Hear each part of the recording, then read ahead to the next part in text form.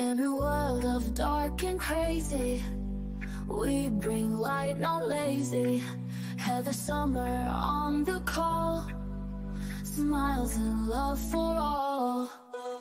Friends unite to fight the lies, truth be told under the skies. No more cults to bind us tight, we'll spread kindness, shine so bright. Love the face is plain to see, kindness is always free. Countdown to cartology, dance with us, set your spirit free.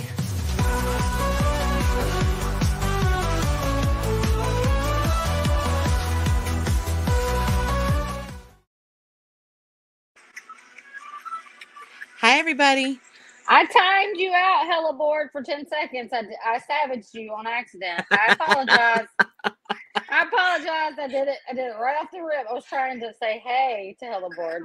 And You might want to turn your sound down too, because I can hear it. Yeah, I know. I was just doing that. I'm like, Teddy wants so to yeah, so it's much easier when I go into the phone to do it. So Hi, everybody. hella bored when you get back. Starting off strong, Summer. Thank you, Marina. Yeah. So, Hi, everyone. Hella bored, hella bored, hella bored. Where are you, baby? Hella bored, hella bored, hella bored. Hella bored, hella bored. Come back. Anyway. Come back. Hi, everybody. Anyway, hi, guys. Happy Tuesday. First of all, Summer got a job. Summer got the job she wanted. Doo-da, doo-da. So I train this weekend, and I start working the very next day. Booyah. 2 days of training, and it's over. And I'm like, yes, perfect. It's perfection. And quick programming note, our game night this week will be Friday night. My dad's birthday was yesterday. It's the first birthday since his passing. And we're celebrating as a family on Saturday. So we won't be able to do it on Saturday. So we'll do it on Friday. So keep your eyes open, and we may have a few surprises. And all the love will be with you, babe. From us to you. Thank you. Let's do the boring part real quick. You ready? Don't be a douchebag, or we won't have to kick you out. Don't be a dick. Because I will savage your ass right straight up out of here. Any disrespect to me, Heather, or our guest, our esteemed rock star, second generation, badass chickadee guest will get your ass thrown out of here so quick that your ass will be on fire. Period. Packing you up with jet fuel. All views expressed by us are exactly that. Our opinions. Don't come at us. Here's our email address. We have a Facebook group. Indeed. We have a merch store. Yes, we do. Trigger warning. Be mindful that sensitive topics may be discussed. If you need to step away, it's okay. We'll see you next time. Please show the love, like, and subscribe. Also, we are monetized finally. We have memberships. So yay! And then I'm going to leave this scrolling at the bottom here. So please, if you have any questions on either Lara's chat or Cultology's chat, please type question before your question so that we can see it and star it because Lara will be answering questions. Yes. So let's say hi to let's say hi quickly to a few people. Hi, hey, everybody. We love you all. Hi, Nanya. Hi, Minion. No, that's Minion 52. Oh, there's a bunch of minions. Minion Nico. 52. Minion. Liz. Hi, babes. One love, 51,000. That's a Lara chatter. Hey, girl. Always helping me with the trolleys, too. Marina. She's always like, so-and-so's a troll, Summer. I'm like, thank you. Poet's here. Hey, Poet. Maureen, hi.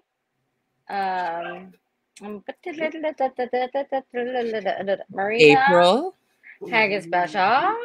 April. Nance Drew. Psych. Chuck. Psycho No Rocks. Minion. Tiny Ghost. Girl? I don't know where I am. Who's your girl? I'm shouting out all the people on Lara's channel too. Haggis Basha. North Texas Angel. Hey. Cajun. Hey. Oh God, you're way ahead of me. Tiny Ghost and Lorena. I think we already said hi. And I am so cold tender. Hello, hello. Hold on one second. My dog is acting a fool. So hey everybody, we're thrilled you're here. Come on in, indeed. Have a seat. Grab your tea. Before we bring this amazing person on, if you have been living under a rock and you don't know who Laura FM is, she was raised in the Scientology Sea Org and at the Ent Ranch. She left. The rest of her family is still in Scientology. She is an amazing rock star. She started in a group called Little Red Radio, and then ventured out into her own awesomeness. And she's currently helping try to bring down this horrible cult because kids cannot freaking consent, y'all. And without further ado, Miss muted, darling. You're muted, Laura. Oh no! I did this whole thing. You did the whole bell thing? Woo! And without further ado, me. Without further ado, me. I love that. I laugh every time when you're like, if you've been under a rock. I just love that. I love that about anything. In case like this is a very obvious thing. Yeah. If you haven't, and we've been trying to do this fun interview, sort of chit chat, sort of talk about, just everything. Yeah. And I've always watched you guys. I love your games. I'm learning from your games. I know that's stupid, but I'm actually learning from the games, which I've realized I'm not at the level to play games with you guys on every single Cultology game night you guys have had. I'm like, maybe got one thing right. Like out of the thousands of different games and subjects and everything, I swear. So I was like, okay, that I'm not doing Cultology game night. Like we've done things like when you haven't been here, like Scientology lingo and like. Oh, okay. I probably was like, okay, I'll opt out of that one. We make up trivias as we go along, and we've been doing it for 3 months now. So I know that's how I know. That's why I'm like, oh, good.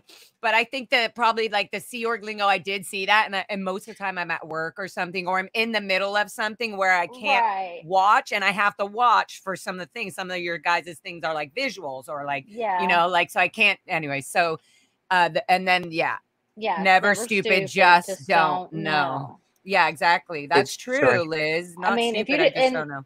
Ow, I have an eyelash. We're talking about it, like, you and Liz were talking about how you didn't have access to a television.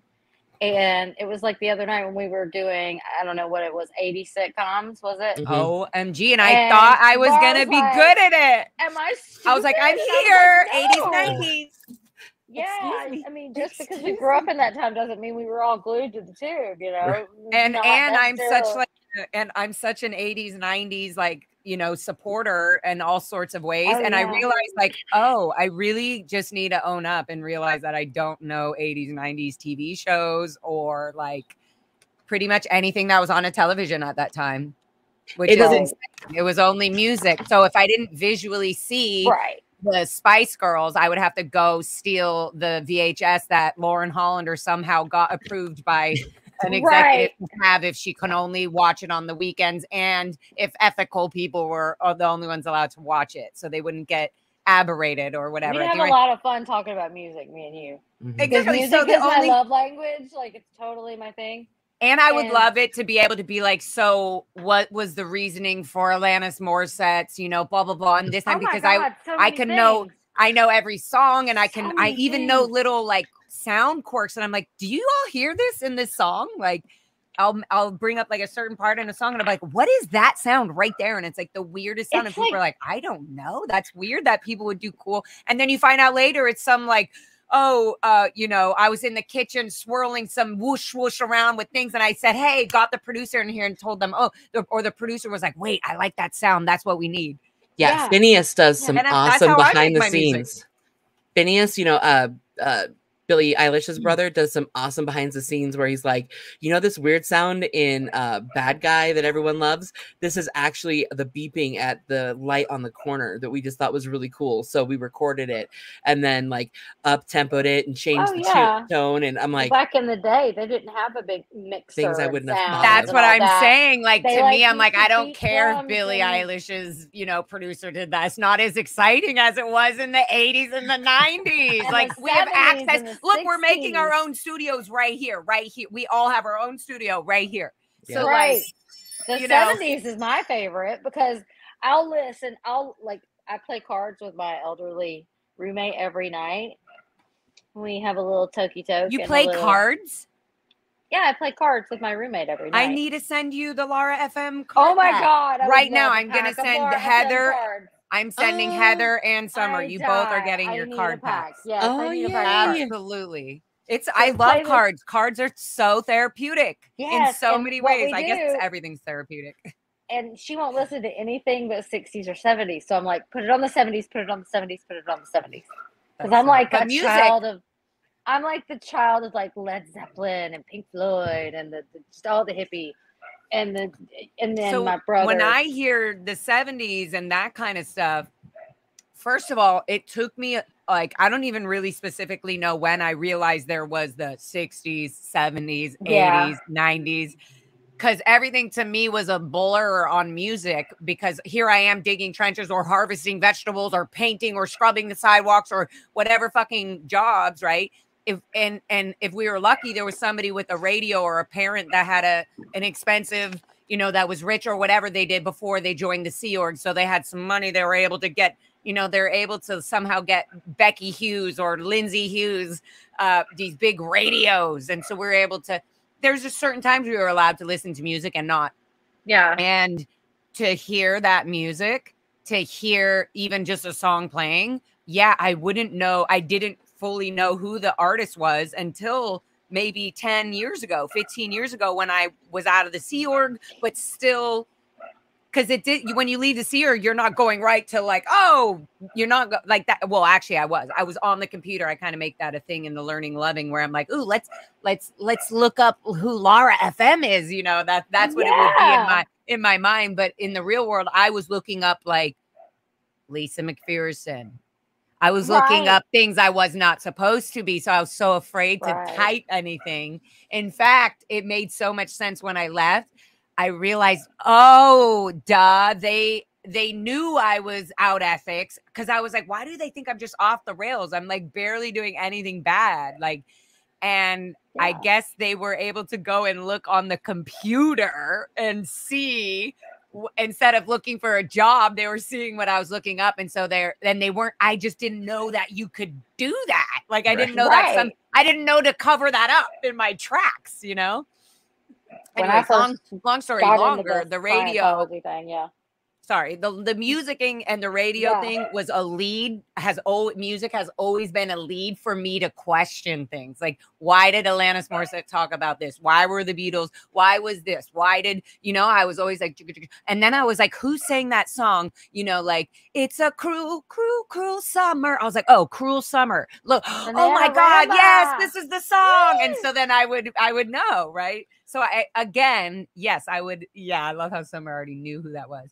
I just love I know all of it. It would be so fun. So I definitely, on one of these cultology things, y'all have to invite me to be a semi-host / maybe they would be like, okay, Laura, the next song for you to hum and sing or whatever it is. And I could sing just a part of it, and they have to figure it out. Yeah, that would be fun. We'll have to host the two of us. Okay, that'll be fun. That'll be fun. I'll be singing with you. It could be like, Summer, do you know the end of this song? Or I would have to sing it, and it could be like, how many notes can you figure out this song?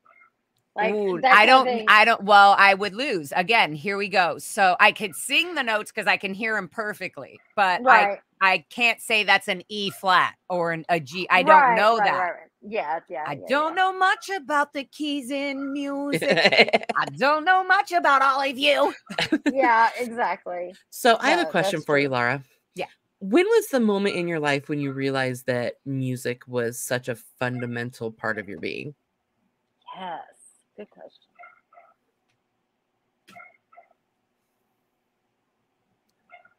Like, how old were you? First of all, I didn't know what fundamental part of my being meant, at any degree, or even as a non-child. So I didn't even understand what the future of my life meant. Right. I didn't think that far. I was always like, get in present time. You're in present time. I think that the first time I enjoyed music and I was like, oh my God, I feel like I hear or make music kind of how... No, that was a little bit later in Little Red Radio where I felt comfortable being like, oh, who cares if I mess up? People like when I go high like that or whatever. When did you find, maybe the best way to say it otherwise is maybe when did you find that music was something you really loved? Something that gave you an escape. Loved. Gave you an escape to listen to I knew that as a child. I would escape in my mind. I knew that as a 4-year-old at the Int Ranch. Okay, I knew that. I knew that from as far as I can remember. Is I always enjoyed music. I didn't know that I enjoyed it though. I didn't know that music was an enjoyment. I thought it was just something that was normal for the body to hear. I didn't know that. I thought it was kind of like not like food, but I just thought it was like air. Like it's always there somewhere. Air, music, food. Yeah. Exactly. Okay. I just thought it was sort of natural. I didn't know that I enjoyed music. I thought everybody enjoyed music the way that I did or the way I heard it, and that people would daydream all the time when a song would go on and have their own daydreams and things like that, which I do believe is true. People do that, but that wasn't happening for sure at the Int Ranch. Yeah. Okay. I think that was just me. Maybe a few other kids that were also space cadets. But yes, I have loved and enjoyed music my whole life from all I can remember. Playing music and doing music is a whole different vibe. It's a whole different thing than just listening and loving a song almost as passionately as the next person next to you. Like absolutely, private. Absolutely everybody has that by themselves, and that's why you become a fan of somebody. Right. You have your own fingerprint of how you view that person, and that's why you like that artist. And singing it and listening to it are two very different things. Very different things. Especially if you don't sing and you're in your shower minding your own little private life and somebody walks in like, stop singing that song. You're singing it bad. You're like, I was trying to have my moment in my head. I was singing it great. Yeah, shut up about my shower singing. Anytime I catch one of my friends singing or something, I start singing with them, like, oh, just to like encourage, like, oh, and they're like, oh my God, I sound so shitty compared to you. And I'm like, don't ever say that, because in your head, it's the best. Right. Oh my God. I love that. Especially song. In the shower. Or in your car. With the windows up. Yep. Right. Yeah. So after Little Red Radio, how hard was it? Was it difficult to start on a solo career? Was it challenging? Like, what was the I never thought I was going to go on a solo career. I actually had a joke about this with my band. It was slightly a little upset, I feel. It was like some of my band members were like, well, my drummer at the time, I think, he was kind of, because he put so much effort into our band, Little Red Radio. He was kind of like our manager, drummer, bandmate, you know? Not manager. He just was probably more responsible than me and Jason. And we were like running around living life. We didn't give a fuck. But we were also like, we loved doing music. So we always show up and do the gigs and everything. So, but anyways, what was the question? Sorry. Going solo. Like, what was that process like? There was this thing where, Little Red Radio played at Pershing Square. We opened up for A Flock of Seagulls downtown Los Angeles, and that was like a flock of seagulls. A flock of seagulls. I run so far away. I run so far away. Yep. And I gotta get away. Yeah.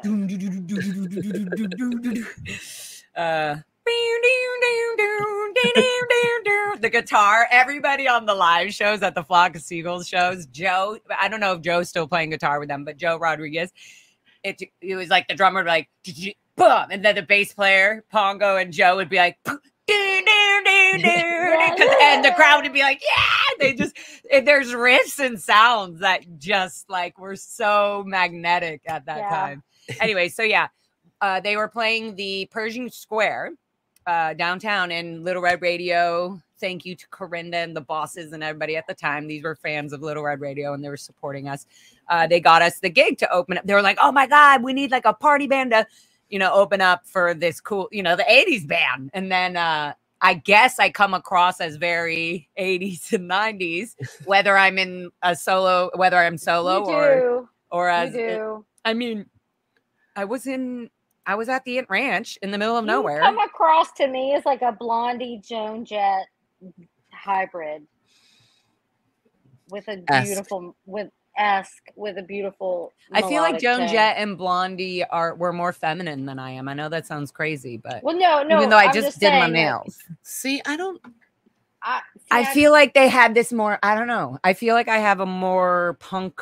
I don't know. Joan Jett. I don't know. Even in Joan Jett, she's still, when I watch her perform, even in the old videos, I'm like, she still has this feminine punk. And I feel like mine's very masculine. Yeah. Well, I mean, that's what 30, 40 years will do, to those two. I mean, we're talking the 70s and the 80s, and now it's the 2020s. So obviously you're much evolved from those two. I feel like I feel more like a boy band 90s 80s singer, rocker, Hairspray band singer than I do like Joan Jett and Blondie. That's more my vibe, like how I feel internally. Like I feel like Rod Stewart with a pussy. I don't know. Like I just that's more, but then I love having my, kind of Madonna-esque, and I'm not saying Madonna I'm just saying in her 90s that old 90s style. That's very much the only thing currently that I'm liking about Madonna, but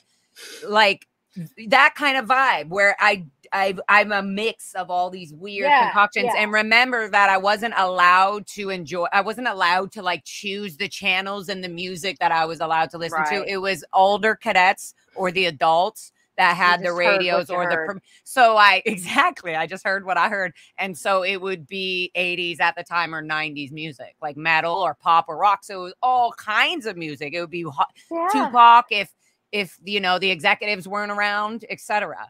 Yeah. Dr. Dre and Biggie. Well, no.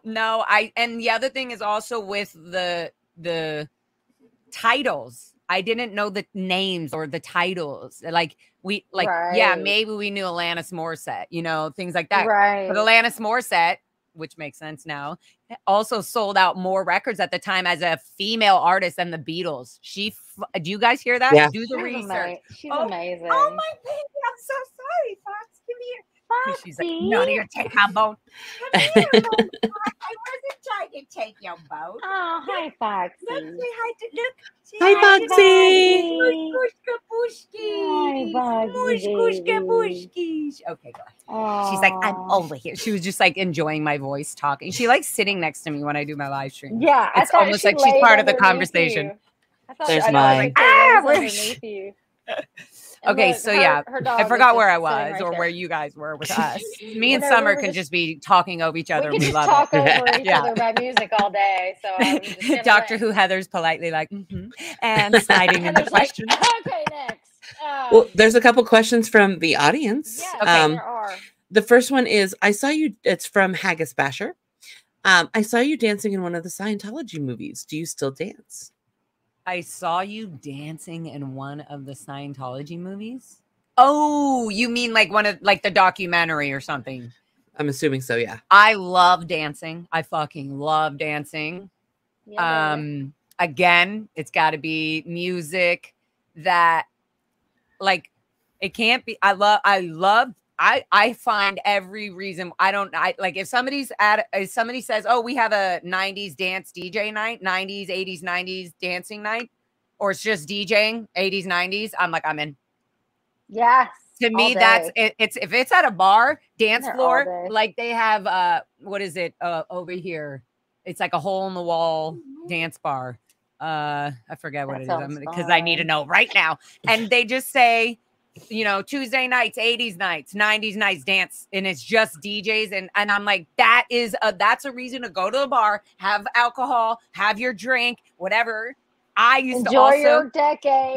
there was a time when I was on whatever. I wasn't allowed to drink for like 3 months, and I would go out dancing, and I realized, oh my God, I don't have to have alcohol every time I go out to dance.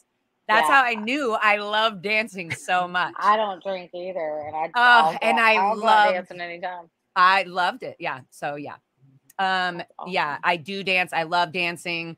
I wished honestly that my mom would have introduced me and let me know more about her ballet. She never talked about it. It was like, if you do good, I'll show you a picture of my ballet. I'll bring out the ballet pictures. I'll show you them, but not for too long because we have to catch the bus run in 15 minutes. But you finish your cleaning station, so I'll let you do it on our family time, our 2-hour family time. Anyways, so yes, I love dancing. I said earlier that I would have been like a gymnast or like a Olympian or something. I really would have. I have an athletic body. I could have been. And so I really felt like I could have been a really insane dancer at something. I was addicted immediately to Michael Flatley. In fact, I think that's the video. Lord of the Dance. Lord of the Dance. I think that's the video you might have seen me dancing in as a kid. I was dancing we were doing some PR dances from like the Scientology kids to the Indians, the Native Indians, so that the PR for the kids in the ranch and Scientology would get better. So we all did this PR shit. And yeah, it was anyways, going on a roll, guys. This is what happens when you ask me questions about my childhood and music. Amen. Well, speaking of music. Kind of sort of has a question. Yeah. What are Laura's favorite bands? I'm still a Duran Duran girl. And of course, Laura FM. I love me some Duran Duran too. I love Duran Duran. George Michael. Love George Michael. What are my favorite bands? That's just too hard of a question for me. I need a piece of paper and a half an hour. I mean, I have a notepad. I have a notepad and a sticky pad. I can start writing them down now. I need a piece of paper and a pen. Yeah, for me, it depends on what point in my life. Right. Like, I was gonna say, yeah, it was something like every song has a memory. Yeah, because there was times I came back to music and I appreciated it more now. Like, I'm like, oh my God, I'm so glad that I even was able to listen to this or that this type of stuff was on the airwaves. Oh, look, it goes with the thing. Yeah. This type of stuff was on the airwaves. You know, this music at the time. And the reason I always goes to my timing of when I was born and why was I born and why was I brought to the ranch and held from the world. But I was listening to this music and and I stole these CDs and I got written up for stealing Becky's radio and playing it when I shouldn't have been. Things like that. Like, that's so on brand. Yeah. Oh God. I'm gonna steal that music. Haggis says I met Alanis at the gym. That's cool. Canada, yeah. In Canada, see, crazy. And then she was Canadian, and I find out, you know, it's all like I loved Alanis more because I was like, wow, and I did research on her, and I spent hours watching her documentaries and her interviews where she's talking about her depression and her life and being famous and all the crap that came with it. And I was like, God, it like diverted me from wanting to be famous. And like, so all these things like just slowly help me mold me into like the decisions I'm making today. So it's pretty fucking insane. Oh yeah, absolutely. Crazy as Stand Against Fear and Exploitation says, love you all. Crazy needs me to call her.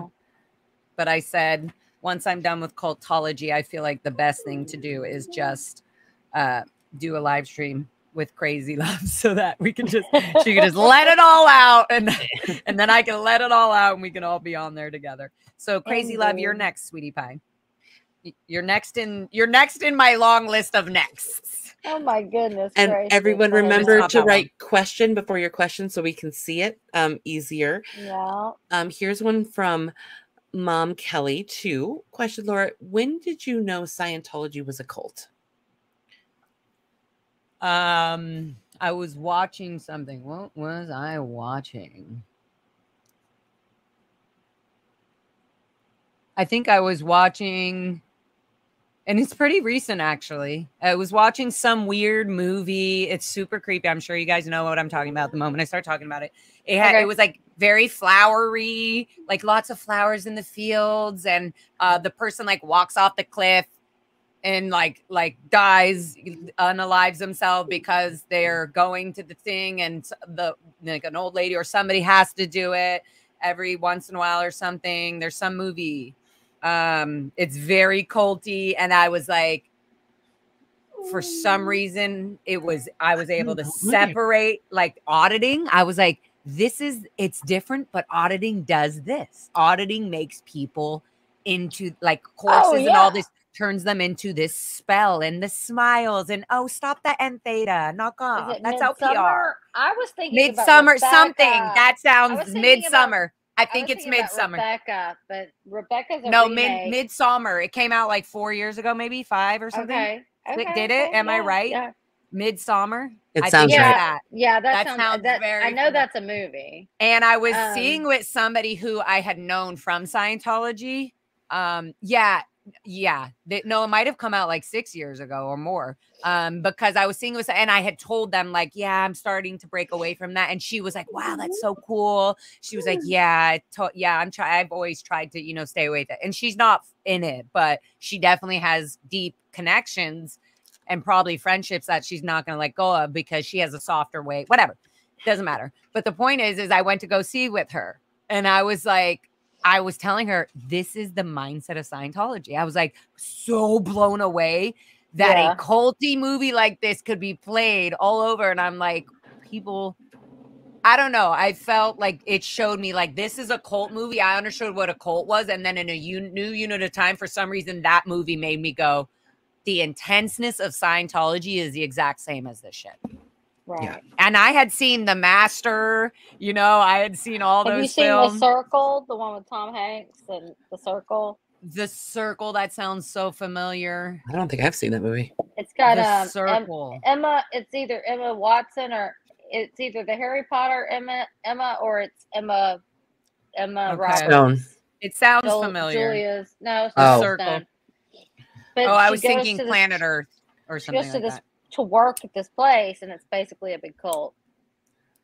And I haven't seen it. No. Yeah. Hashtag jealous. But Tom Hanks is the leader. It's pretty good. It's a good movie. Good movie. Can you get it? Yeah. I got it. I got it. All the way here. I got it. Just want to make sure my chat gets high with me. Indeed. Never In from PA. I vaguely remember DOA mentioning that you've played festivals in the past. Which ones did you play, and what was your favorite? In fact, I think played a few. Yes. Pearl told me that she saw you in Little Red Radio. Was that at South by Southwest? Yep. Nice. And that was like 8 years ago. I don't know. A while ago. Oh my God. Yeah. It's a small world. Yeah, so I played world after all. It's a small world. I've played a bunch of shows with Little Red Radio all over the United States. Like all over. Cool. We did a sort of, in fact, that tour, being in Little Red Radio made me know that I could do this last tour, even if it was just a cute, fun, small tour and see how it goes kind of tour as just Laura FM. For me, that was a big deal to just do it because that's how it was for our band, Little Red Radio. We were just like, if we need to get gas, then we fucking sell merch right there and get the gas to go to the next show. We're just going to be in the moment. And we were still in our Scientology mindset. Like my drummer at the time was raised, still had Scientology family in it, etc. So like the band was still in that mindset, like make it go right, make it happen. We'll just make it go right. So yeah, that definitely doing that with my band and going to South by. We went to South by Southwest twice, I think.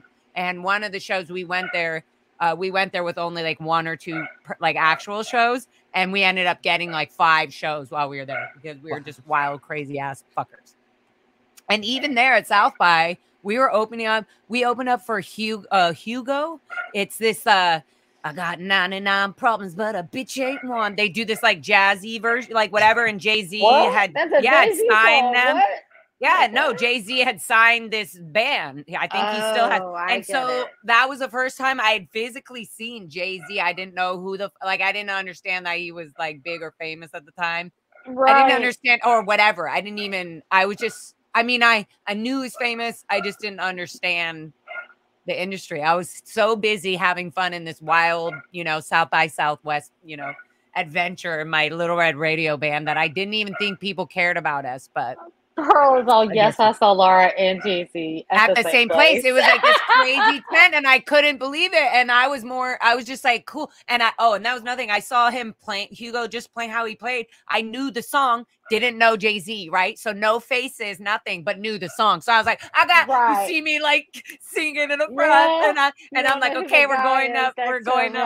Yeah, so funny. That's kind of like listening to Fish play Gin and Juice, not knowing it's a Snoop Dogg song. You know what I mean? It's like, it's the same kind of thing. It's like, so I learn. I've been learning and loving, and I didn't even know. Exactly. It was like Summer had this conversation with her nephew where she was like, you know, this song Toto by Weezer, or sorry, Africa by Weezer. You know that a group named Toto did it originally. Have you ever heard of that song? He was like, yeah, I've heard the original too. I just like Weezer a lot. And he's awesome. I pull those a lot. He's like, I just really like Weezer in Summer, okay? Okay, wait. So let me finish that question really quick about the who have. So Little Red Radio, we played a bunch of fucking shows, literally, and I got some of the gigs. Is that your dog, Summer? Yeah. Yes, and I can't shut him up. Well, then you're gonna have to mute your cute ass for a tiny. Okay, I'm gonna close the door and see if that helps. I have trained my dog so that this does not happen. Can you come train my dog? Thanks. Yes. There, at least it's muted a tiny. Not my dog. My dog is sitting across from me being completely quiet. You've just gotten immune to. Oh, that's the other dog. It's not my dog. But love y'all. Look at us, guys. We all have buns. This was not planned. I actually, not gonna lie, had 2 buns that soaking wet because I got out of the shower. I was like, I need to reset before I get on this stream. And I had 2 buns to be all cute. And then my hair, when it dries, it gets like fluffier and blonde. And the buns look like 2 little, I just looked like bald in the back. And I was like, no, this looks stupid. And so I quickly just put it in one. And then I came on, I was like, we all have buns. I know. Okay. So anyways, back to the things. Yeah, we played a bunch of shows all over the United States in that band, but also festivals. And then I went on tour with Flock of Seagulls as I was leaving, quote, there we go, the solo. So the leaving Little Red Radio, I started doing music with Mike, the singer of Flock of Seagulls.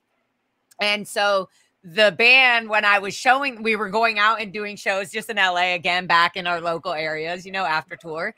And they were like, whoa, I was showing them the songs I was doing with Mike, which was like, You Got Me Now. And they were like, dang, these are like really good. They were like, kind of like, shit. Like, it seems like you're probably going to be famous and leave us. And I was like, guys, it's not like that.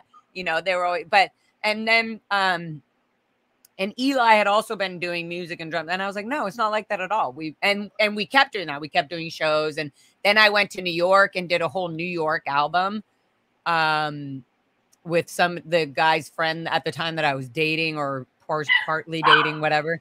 And then went to Savage is gonna savage it at a few. And then so I did a whole like kind of disco sort of album that nobody knows about, that's not released, that I haven't done anything with, because I learned about contracts and producer credits and rights. And I got a lawyer and they're like, whatever you do not sign this. They keep changing the contract. And whether it was the lawyer doing it or the producers, either way at the time, it wasn't going to work for me. I was like, no, I got triggered by Sea Org contracts. So I was like, nope, I'm not signing anything. Oh my God, why do I have to sign? And so either it doesn't matter if I mess that up or today it's a blessing that I didn't do that, etc. Right.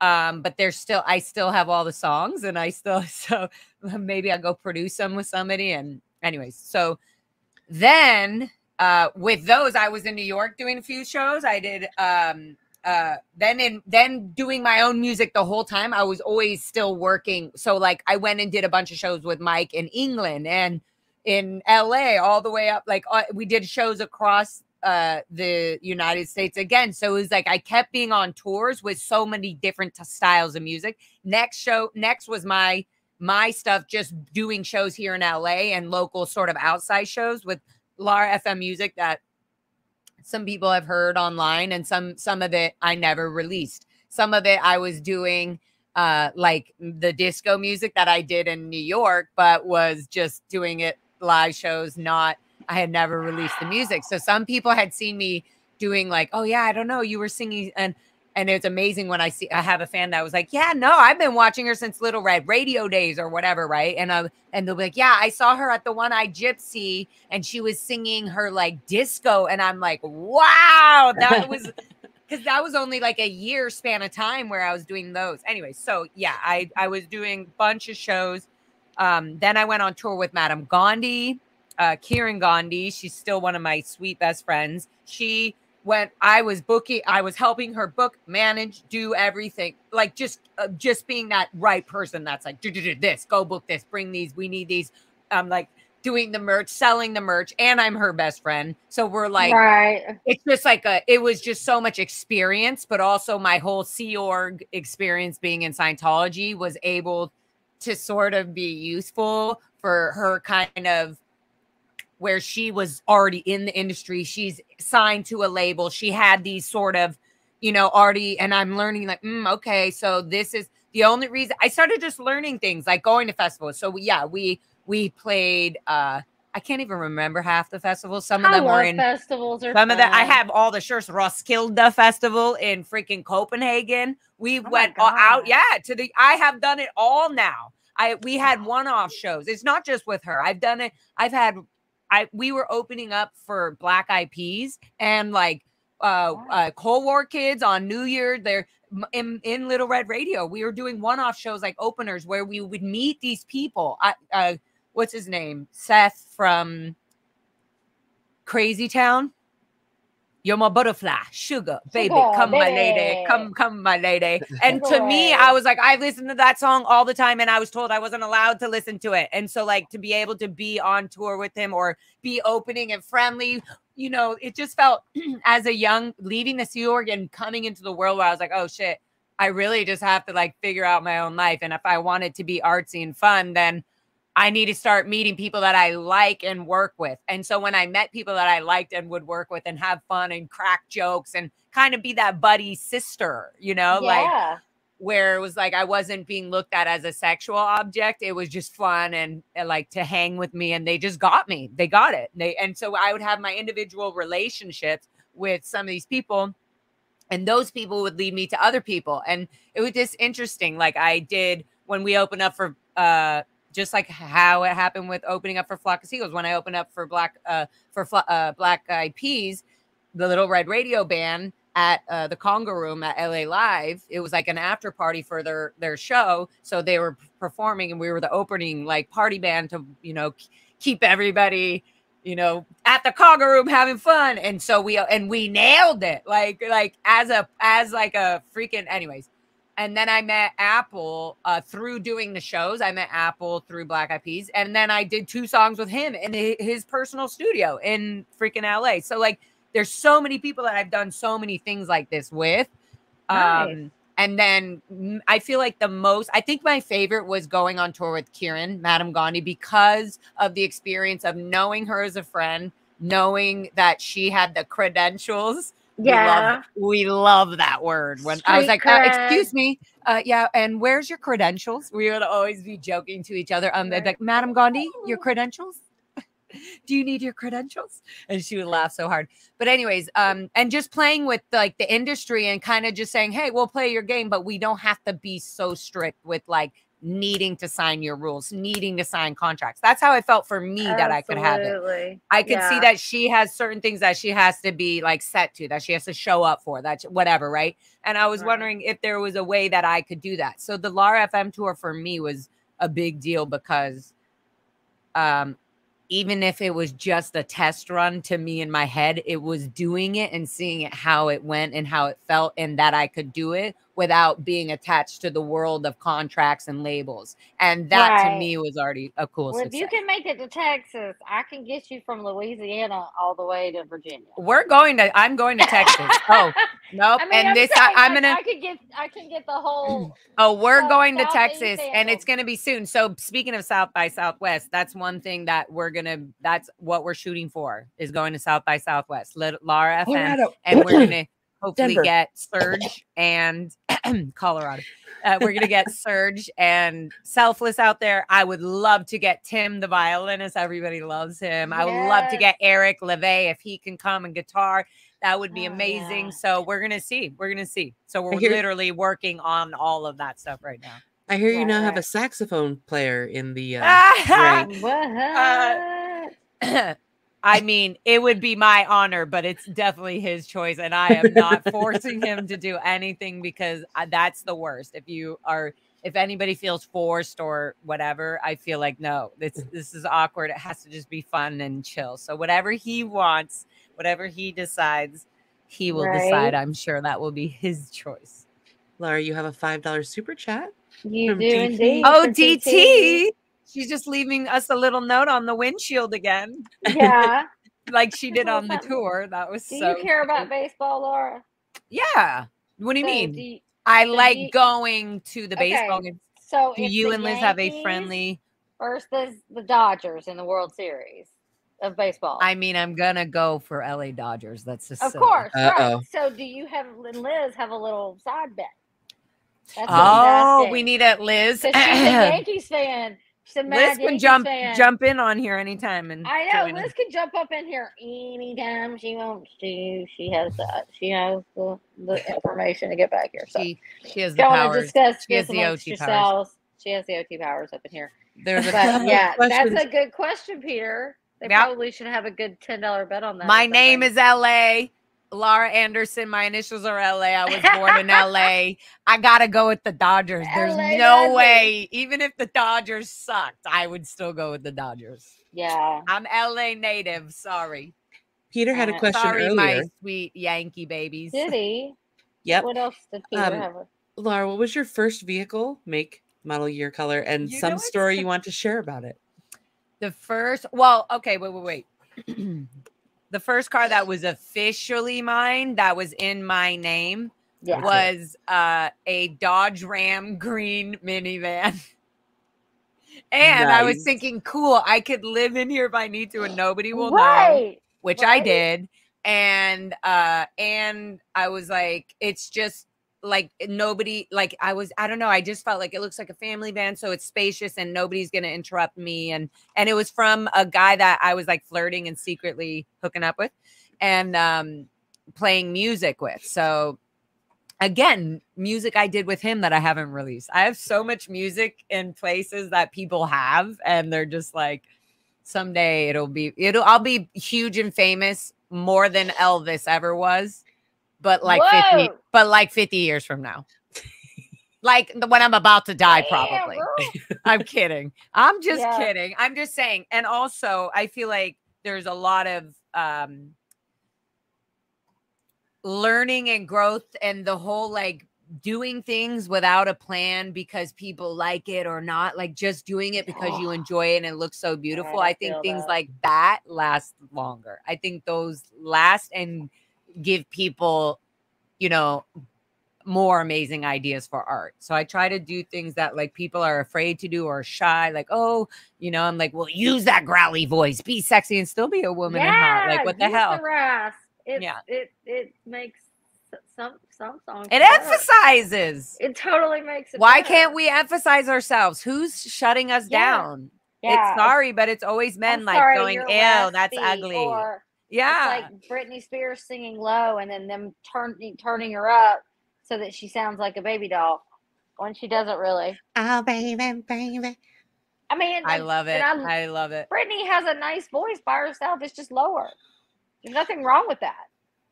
Okay. Question from Mimaj. Did you listen to did Juliette Lewis sing? Did you listen to Juliette Lewis when you were in, and did you ever meet her? Juliette Lewis and the Licks, I think, is her band name. I never ever listened to Juliette Lewis when I was growing up in the cadet or anything, and I never knew of her or anything until I just kind of saw her in the celebrity, you know, the Scientology Celebrity Center magazines. She was on like the cover, and then I just thought she always kind of looked weird and like, I don't know, different. Didn't really pay much attention to her other than the fact that she was like a celebrity, and I would see her a lot though, like in Clearwater and random places. Like, I mean, and also in Celebrity Center when I was doing my ethics handlings and freeloader that from the Sea Org, you know, like doing my amends or whatever. Yeah, I would just see a lot of these celebrities and I wouldn't know who they were. And I think that was another thing that made them sort of draw to me, is that I didn't really care because I was so used to not having to care when I was an ethics person. Like, I wasn't allowed to be like fraternizing.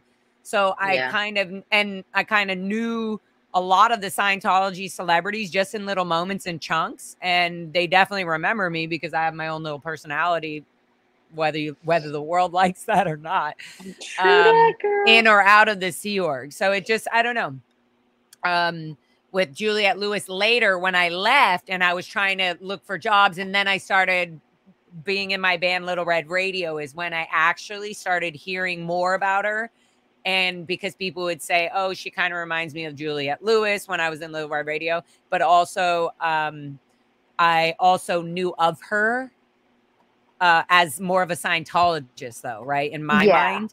But then I was like, oh, cool. Like, that would be cool if we, like, if she wanted to work, jam or like hang out or do music. So, and I knew some of her bandmates. So I was like, okay with, I didn't not like her. There was no, you know, it wasn't like I didn't have any resentment toward her in terms of like, oh, you were in the Sea Org and you treated us like shit. I also just felt like she didn't know about the Sea Org. And I felt like she was just sort of blinded by all of this. But that also wasn't true. She does very much know a lot about that. And she has family members. Her stepbrother or half-brother, Quillen, is like a homeless, whatever, meth head or whatever you want to call it, whatever. He's definitely on like schizophrenia or something. I don't know what his situation is, but he's on the streets. Literally, like on the streets as like collecting cans and I see him every once in a while. Like, this is a real thing. And this is something she doesn't talk about. Least, you know, Juliette's not talking about Scientology. She's not like and there's so many people that she's had to separate from because they left Scientology or they told her, oh, this person's not good. Like, you know, disconnect for them. So like, yeah, I feel like because she hasn't come out and said, I'm definitely not a Scientologist. I was for a certain part of my life, but I'm not. I think that if you know Scientology and being in the Sea Org, then that is a point, just like Riley, you know, Riley, Lisa Marie's daughter, Danielle Keough. I know her as Riley or whatever. Anyways. Yeah, Riley Keough. So just like then, they have to hold this, their roots are in their family. So if you're like, no, I hate Scientology, you're really going like, I'm affecting my roots, everything I know. And I was completely unaware. I don't know if she's in, out, Juliette. Different. No, I feel Riley. I was, when all this stuff came up the last couple of days about I think Priscilla mentally is still a Scientologist, whether she wants to say that she is or isn't. She still operates and still is under the control and the coverage of Scientology. Like, she is, and that's all there is to it. And Riley feels affected toward that. Riley can't say what she wants to say. She can't say what she feels, and it's better for the family business for her and Riley to just do it how they're doing it. And then later, when Riley has more whatever, like, Riley's taking care of herself. That's what I feel. And Riley has friends that are sickly, deeply in Scientology. And that's where you go, well, then are you a Scientologist or are you not? Well, she has to do things that make her feel that she is and not talk about certain things. So then are you still being controlled by Scientology? Yes. Yeah. Is Elvis Presley's family still being manipulated and controlled by Scientology and their money and their finances? Yes. 100%. That is the fucking problem. Didn't happen until after he was gone. Like she divorced him, but her parents gave her away to him at like 15 to live with him full time because they were military in the 50s. So Priscilla got sold as a child to Elvis. I mean, that's basically, she didn't know any better or different, is what I conclude in my brain. Sold, sort of. Maybe. She also had family. No, there's research where Priscilla definitely knew. I mean, yeah. It's generational. It's not just our problem. It's definitely generational. But what we're saying is Elvis definitely made a clear decision about not wanting to be a part of Scientology. He was like, I don't want my money going in here. And what did Priscilla do? What did she do with her daughter? What did she do with her granddaughter? What is she doing? Yeah. Where's Ben? You know, it's very upsetting. And when I've had there's people like Serge and Nora, we've had personal relationships in little moments that were very meaningful because Scientology to them is very meaningful. So like them being in Florida when I was working as a fucking cleaner after I was demoted from CMO, and being able to like go over there and snuck out there pretending like, oh, I'm on my lunch break, knowing that Lisa Marie and Danielle wouldn't know that what a Sea Org schedule is, like, unless you're in the Sea Org. So they were just assuming, oh, she has her break. Oh, cool. And then the president, what's her name? Mary. I forget her name right now, but somebody will Heather jumping ahead of me. But like she would come by like, hey, and I'm like, oh, I'm on my lunch break. And she's like, oh, amazing. Oh, good. Oh, good. Look, Lisa's liking that Megan is braiding her hair. And oh my God, they're having a good connection. Oh, maybe this will be the bite. Because we control Megan as a cleaner because we demoted her and look at her. She's doing a good job as a cleaner. We finally got her on a steady role as a public areas cleaner because she's going to cause too much trouble if we, and I also liked it because I was able to have time off. It was crazy. I literally would go run down with Riley and Ben when I was on. I had a day off, and I told Riley because I was friends with it's Georgie Flores and Ben. There's so many Scott Carr and all these people from Clearwater, little young underage minor kid. You know, they were trying to get them to join the Sea Org so that I was back on the EPF. And I was like, oh, Scott Carr was on the EPF and Ben, and they were all friends with me. So I got to know them through so many ways. I got to know Riley and all them because I was a CMO messenger. And then below later was a cleaner. And so we all had our own anyway. So I don't know if Riley will ever watch this, or any of the stuff that I will talk about as well in the future. But there was a moment where we were making a dance. We were doing a dance. And I said, Lisa, I was like, oh, I'll braid your guys' hair. And I just finished braiding their hair. And I was like, okay, I have 10 minutes. I was totally lying to them, by the way. I was supposed to be on study hour. It was supposed to be 2 hour study after the dinner break. Or after lunch, it would be 2 hour study. Instead of me being on study, I would be hanging out with them for the 2 hours in their cabanas saying like, oh yeah, no, I'm supposed to be here, like helping you guys out with you, whatever you need. Anyway, so I was braiding their hair and I braided Paige's hair, their assistant. And it goes long story because then later when I left the Sea Org to come back, sorry, I'm going to fucking forget my train of thought here. When I tried to come back, when I left the Sea Org, I saw Lisa Marie Presley, Danny Masterson, freaking Tommy Lee, their whole gang at the time, right? Their whole little Scientology clique at this art show downtown. And it was always like, oh, these Scientology art shows. But it was like, you know, like whatever. So we go there and Lisa saw me and she's like, hey, what are you doing? Oh my God, you're not in the Sea Org? Like you were just at Flag braiding my hair a year ago. What are you doing? And I was like, oh yeah, no, I'm out. I was like, I'm out. And I was like, and she was like, so, but what are you doing? Do you need a job? And I was like, yeah. And so she was like, do you want a nanny? Do you want to take care of Ben? And I was like, yeah. Cause she was like, you guys were like buddies. And I was like, they're buddies at the time. I was a little older than them, but I also was in the Sea Org. So I was more mature in their eyes. They were like, oh, look, she's a cool Sea Org member. Right. Anyway, so then I went to get that job and that didn't happen because later Paige Dorian, their assistant, was like, you're ex-SO and you're trying to get a job. Oh my God. You know, we got this report. Anyways, it was really bad. And I was like, I went to like, oh my God, I'm possibly going to get the best job and it's going to be so fun because I'm going to be so used to working all the time anyways, but I'll be taken care of and I won't have to worry about anything. And then the next thing I know, I'm like, security from Flag is calling me like, were you talking? Did you try to get a job? Did you remember signing a contract that said you wouldn't do that? You know, so they were like, you know, all the underage contracts that I don't even remember signing because I was so fucking hypnotized. I guess that'd be the Sea contract. Yeah, no. But like, even when we were leaving, they said you are not allowed, something like you are not allowed, you signed that you will not contact out any of your connections that you've known from Scientology or the Sea Org. You will not contact them whatsoever to get a job, to do anything. They literally make it so hard for you when you leave. You're not allowed to use. So that's another thing. We always feel this like threat of like, oh, I don't want to get too close to Juliette Lewis or too close to John Travolta anymore, even though I could say my mom knew him before, you know, like things like that. Like I felt afraid because I didn't want to get declared. Oh, look at me now. Anyways, I wandered off from 10 questions, but that is what happened. So it's all good. Elizabeth has a question. On Wendy's interview, Laura mentioned her aunt in Scientology.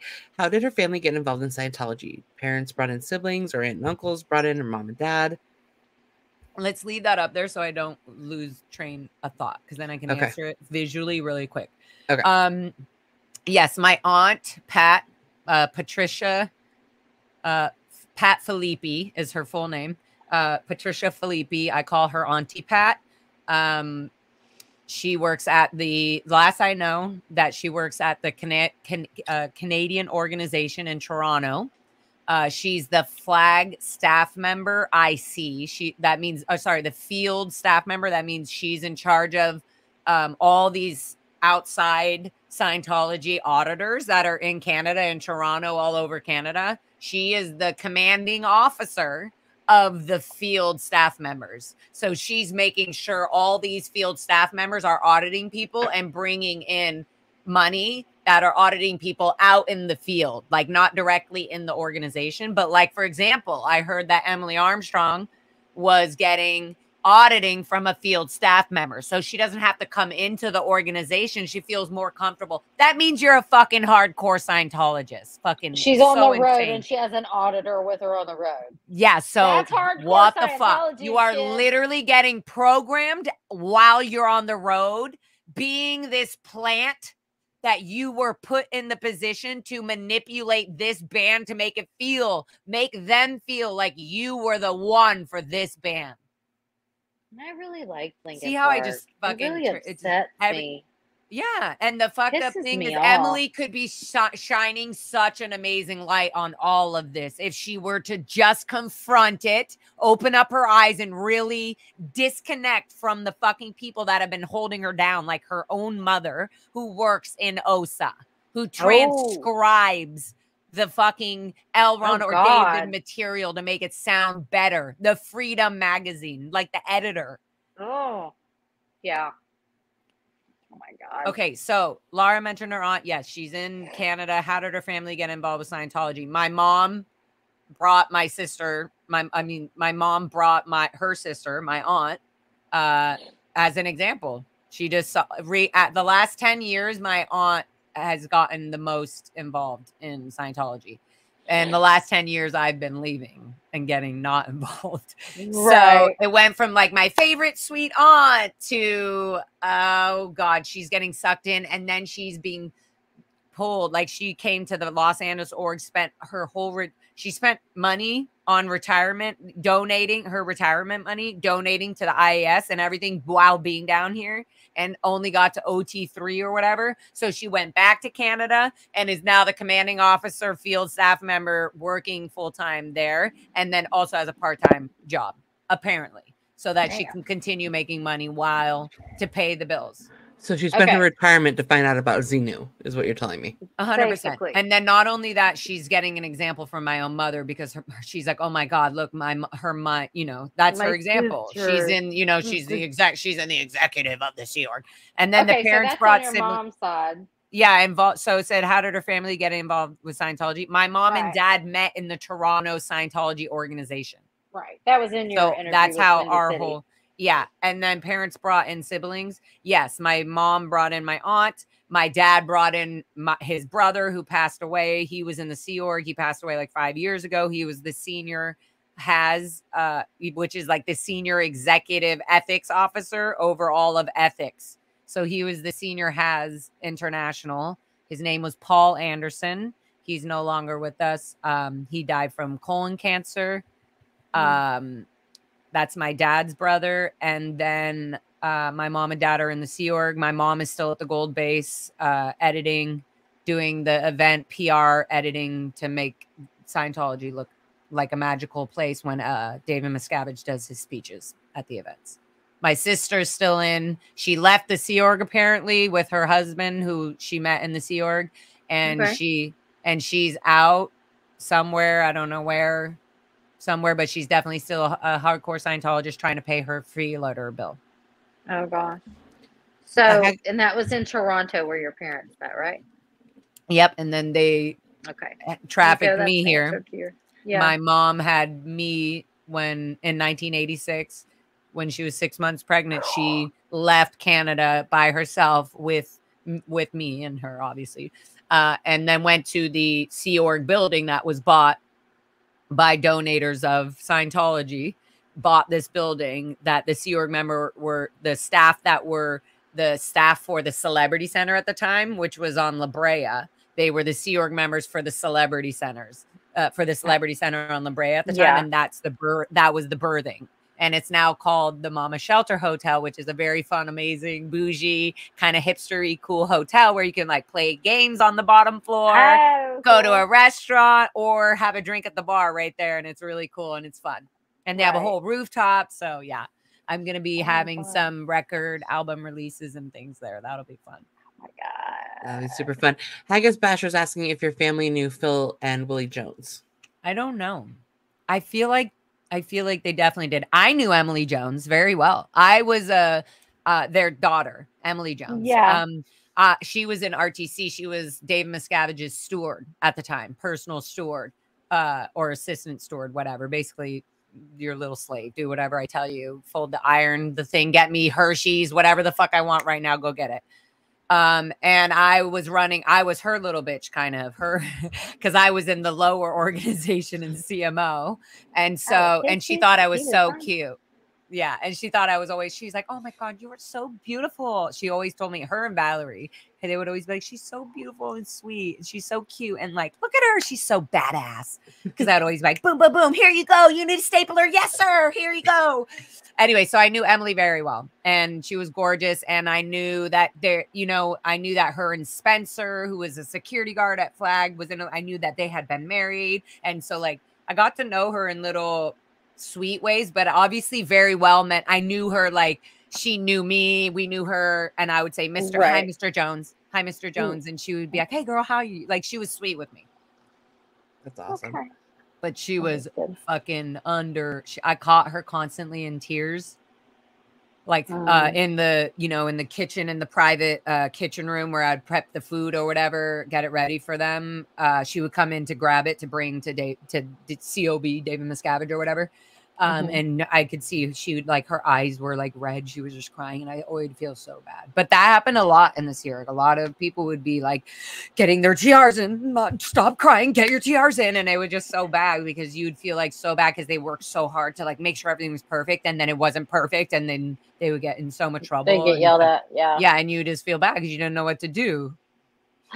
You couldn't sympathize for them. Otherwise you're like agreeing. You're like not really agreeing with the person who just like abused them. Yeah. Yeah. Goodness gracious. Long tangents, long answers. Long tangents. Carrie Bemis wants to know what your email address is. Well, if I could click my things up here. It's Lara, LARA FM music fmmusic@gmail.com. So there's 2 M's, FMMUSIC at gmail.com. Lara, Lara. There's no you in me, all right?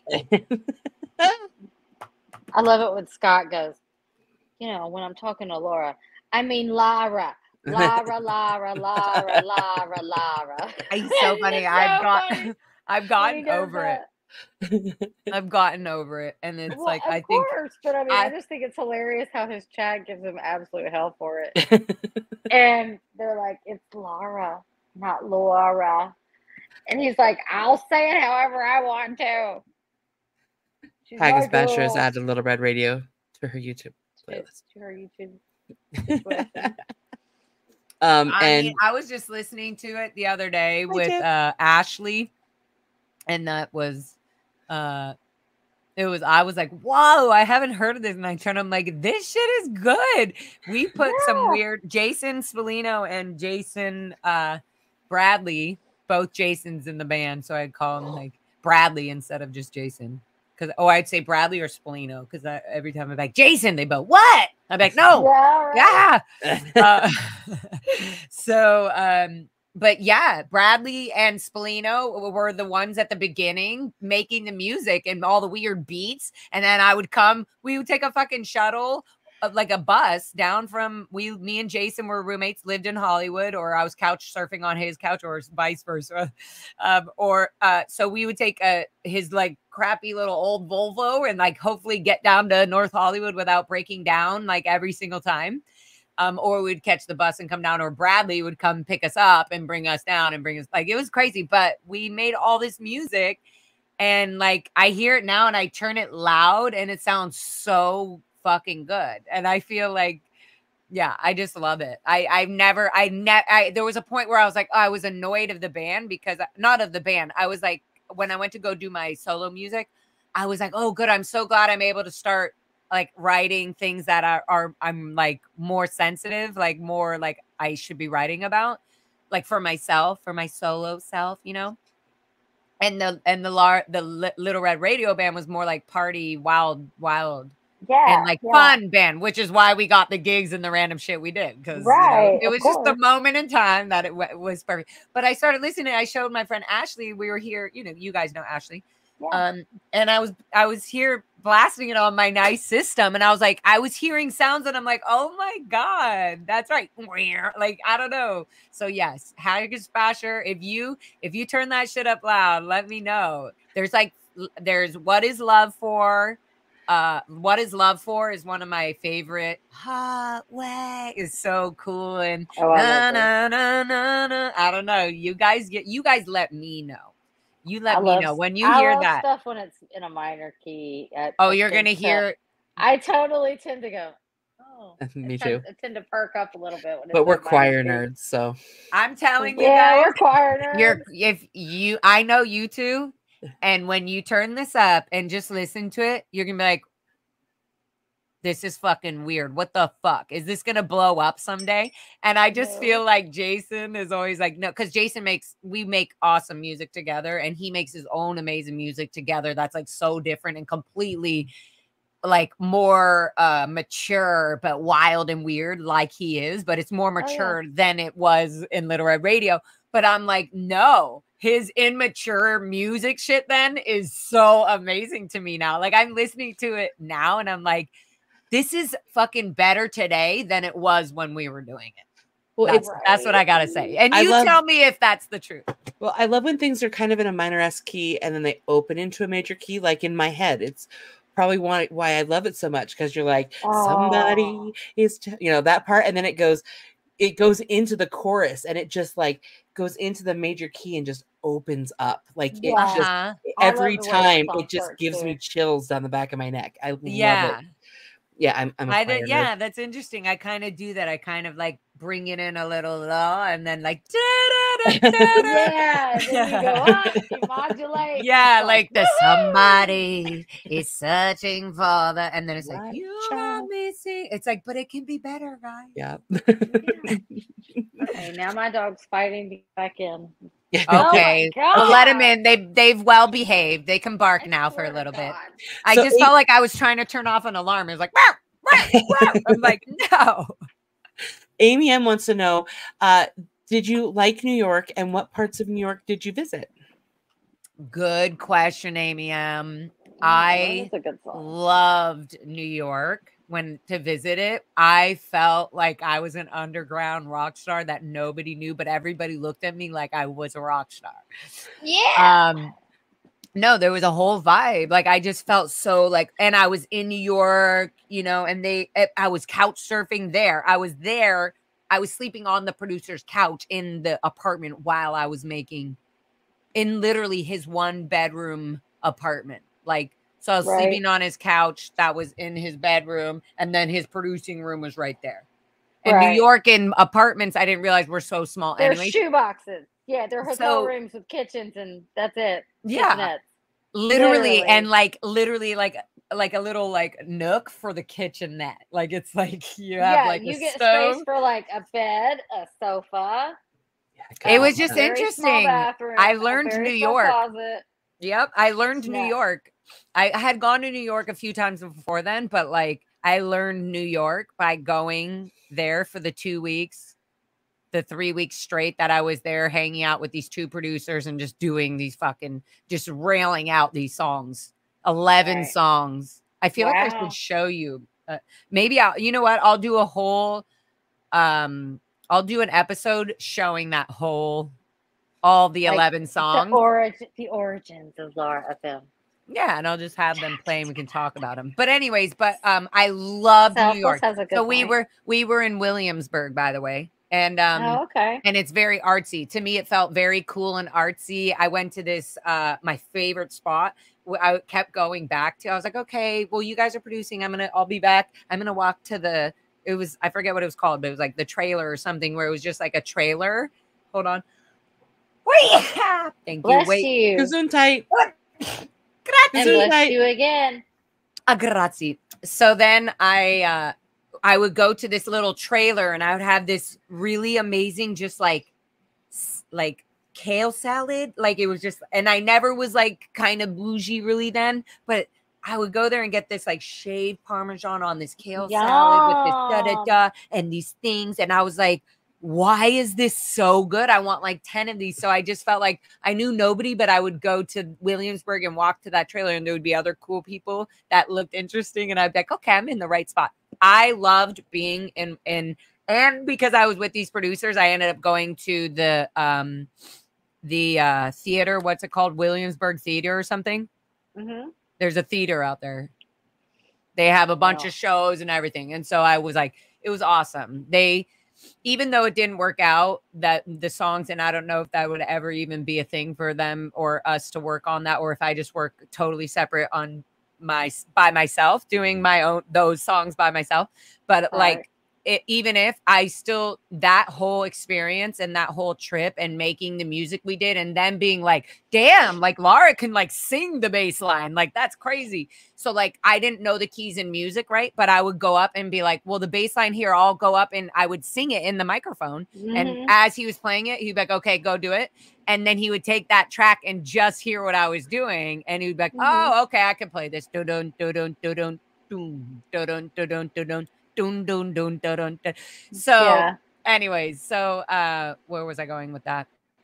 The experience in New York to me made me understand like New Yorkers. It is. I was like, if I was a New Yorker, I would be stuck. If I was a born and raised New Yorker, I would be a born and raised New Yorker, just like I'm a dedicated fucking LA native. California, But I think I might have a little cute spot in New York to be bougie and cute if I was that fancy with money and shit. But I would spot in the Hamptons or something for the summer. I don't know about that. That's gross. No. More in Williamsburg. But Minion says, anytime you want to sing Long Island, she's got an open door. Thank you, honey. And yes, I do. They did bring me to a lot of places out there. I think I will always want to go back. I never don't want to say it. I loved visiting. I definitely love visiting. So I just love LA. I love all the weathers and the knowing the times of when to be in certain places. And New York is just like, I was also there during snow. And when they had all the trash, and I was like, what is going on? How do people do this? Is New York, why is New York that great to be in? And then you're like, oh, look at this cool little pocket of it. It's fucking awesome. Yeah. My best guy friend lives in the city, so, and he's lived there he's a fashion guy, and he's lived there for 25 years. So he's gone from Hell's Kitchen to the Hamptons, working for Ralph Lauren, and then now he lives in the Village, and he loves it. He loves it. This next question might be a whole nother live for you, Laura. Yeah. What do you think about Riley's memoir book? I didn't know there was one. Yeah, I didn't read it. I haven't. The only knowledge I have is because I've been listening to Serge Del Mar. I feel like Riley. How can Riley pull off a book? She's not even that old. How old is she? Oh no, she's older. She's like, she's in her 30s now. She's like at least 35 because I'm 38, so she's probably 2 years younger than me or something, maybe 3. Okay. I don't know. She just seems so much younger for me. I don't know. Because she's so soft. She's such a soft person. Like, she's strong, but she's like so light and delicate with like her how she is. She's very sweet. And what I've seen of her on television and that kind of thing. And does your dad have family pictures you could ask for, or do you have any, especially of your mom or you? Well, funny, you're going through those pictures with Liz. Do you have those books? Yeah, you have those. Yeah, we're getting there. Me and Liz do a what a childhood. Continued. Yeah, we do. We've been doing what a childhood, or mine says chit chat with childhood trauma with Liz. What a childhood. Oh, what a childhood. Yes, that's what it is. Yeah, so next we're going to bring up those photos. I have more photos because my mom was obsessed with making sure that I thought I had such a great life. It's so fucking shitty. Fill Liz's book up with new memories and new friendships and all of the new family that she has. But I do think that's important for people to have seen even the grooming of like a father and a mom at that age in like 1988. I was like 2 or 3 years old, being at the beach and like, hey, this is, and not even like being in that moment. I don't think my dad was thinking like now today, this is how the family would be, that he would be okay with it. You know, it's just the slow grooming.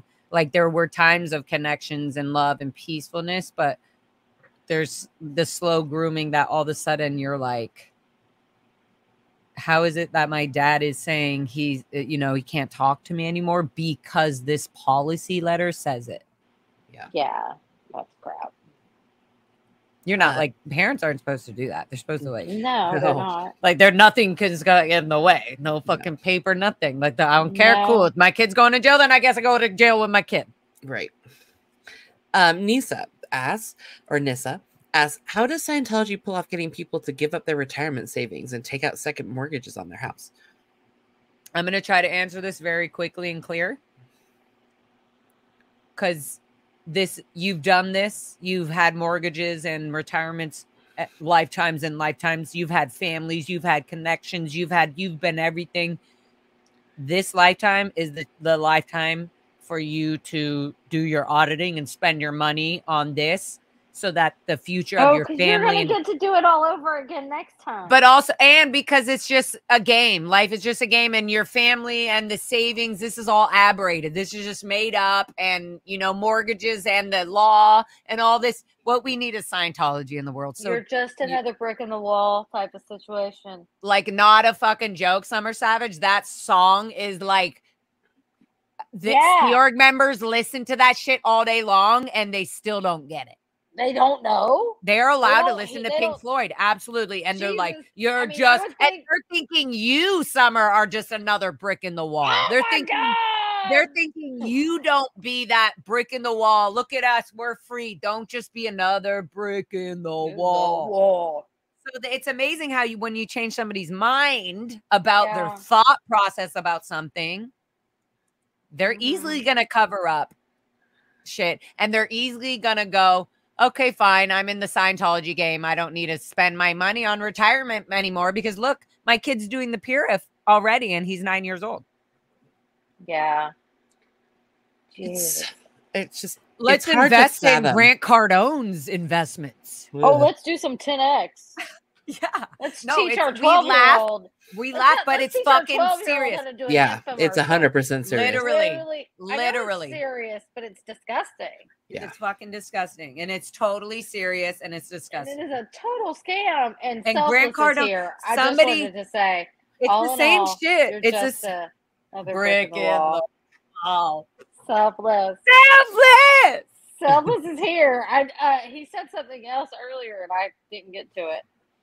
All right. Well, Selfless is freaking awesome. Selfless is a badass musician, period. Yeah. I'm hoping to be playing with Selfless and Serge Del Mar and Tim and Eric and a few other dancers at South by Southwest March next year. So we're working on that. I'll sell your merch. I can be a plus size dancer in the background. I'll sell your merch. It's not a joke. Literally, it's not a joke. It's not a joke. It's very fun and serious art. So if you're serious, get up on it. Make it happen. Maybe you need to come to Texas before we come to I think I should be getting to Colorado though before South by, or no? Do you think it's too snowy and crazy All there? I know is I live in South Carolina. I mean, time for you to get to wait. North Carolina, South. So that reminded me, me and Danielle Riley would, one of these fun moments that I remember after I was braiding their hair, we were in their fancy condo, and when they go to the Fort Harrison, they close off a whole wing of condos for the Presleys, you know. They close off a whole wing for the Travoltas. They close off, so it's like, don't go. Nobody should be going near there. But because I was the overall Fort Harrison cleaner, the lobby, everywhere in public areas, I went everywhere. So I would always see them by the pool, and I was like, oh, here, and I would get them their shakes and bring them their smoothies by the pool. So you just get to know them, and they're like, hi. They're like, so what's your actual job? Like, what's your post? They would ask me funny questions. Like, to me, I was like, oh, fun. I'm like, well, I'm the public areas cleaning IC. And they're like, what's IC? You know, in charge. So like, oh, so you're just in charge of all the cleaning. I'm like, yeah. And then like, I was like, I think, I don't know if it was Ben or Riley or Lisa, but maybe it was, anyways, one of them asked me, weren't you in another uniform? Because they had seen me at the events at the shrine at the Ruth Eckerd Hall in Clearwater, where they do it, and they see me backstage in my nice, CMO when I was 15 years old, freaking running for the executives during the Lisa McPherson case. During the Lisa McPherson case, they also had the events. So when the events happened, they would do the events, but then they would go right back to the case. Yep. Right. It's so insane that I was literally, and anyway, so me and Riley, when people weren't watching and nobody was focused so hard on me being in there, in their condos, I was in there and we were singing this song, that song, North Carolina, go on and raise up, take your shirt off. And they were like Riley and I think it was Gina or somebody and Gina, I forget her freaking name.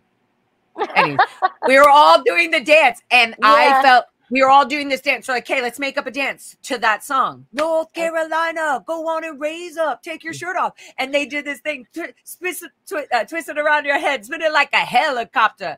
Yeah. And they did this like slutty thing. Riley and and freaking Serge Del Mar, please help me.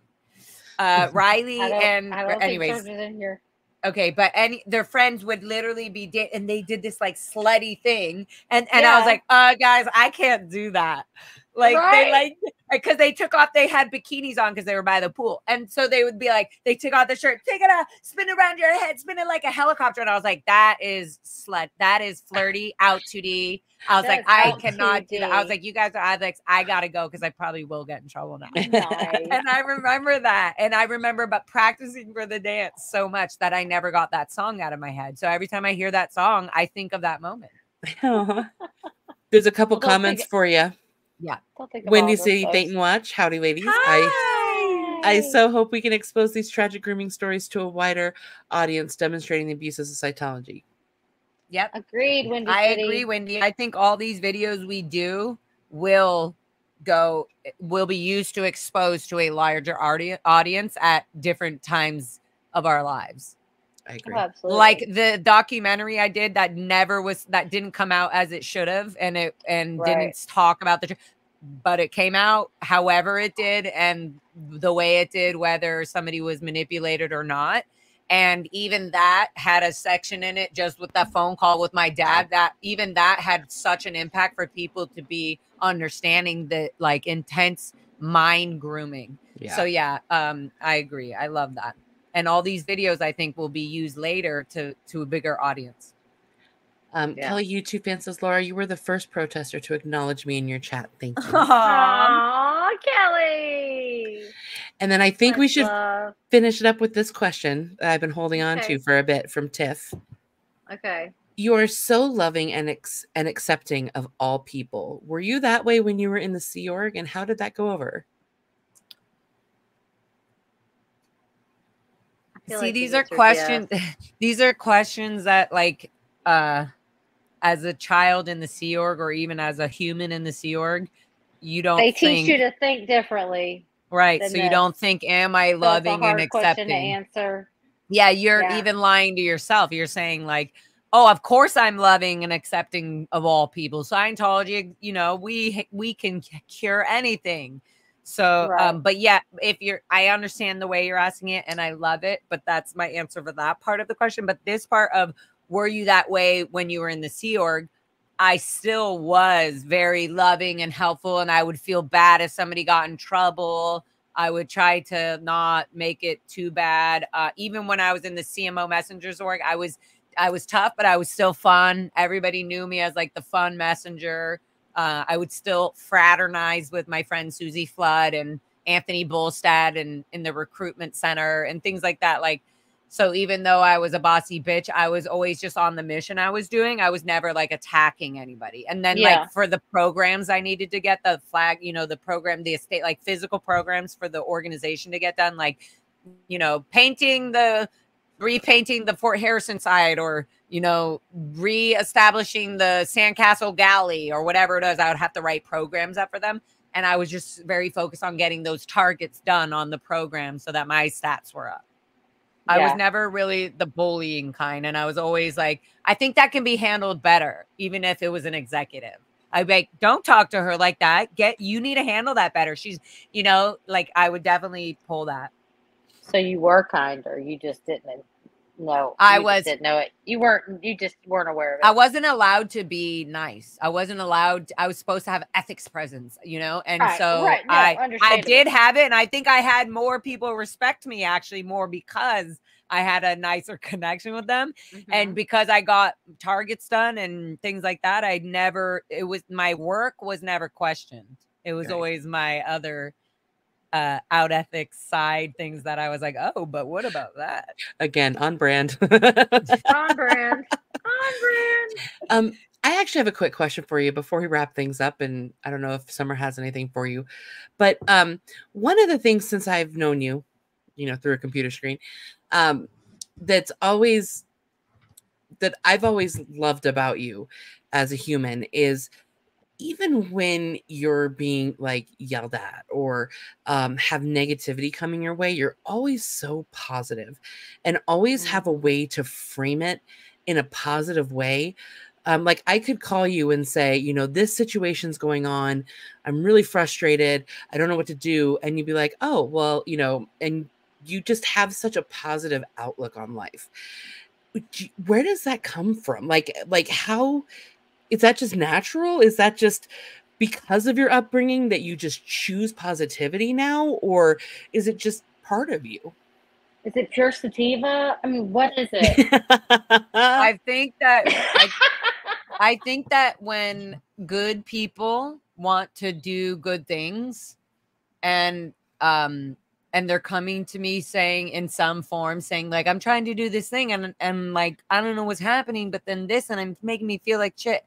I literally go, fuck that person. Fuck them. They're disgusting. Who would say something so disgusting like that? And then when we can reprogram our brains to go like, oh, I don't, oh yeah, wow, this person is gonna put me into a slump of all the hard work that I've done in my life and all the things I love and actually care about.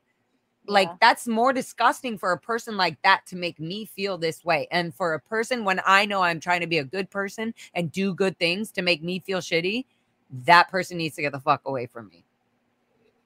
And so I feel like immediately my defense is, don't even worry about it. Keep doing you. Keep doing you. And let that go and watch how much easier your life is going to be. Like, so, and it's only from my own experience. I've been bullied and controlled my whole life.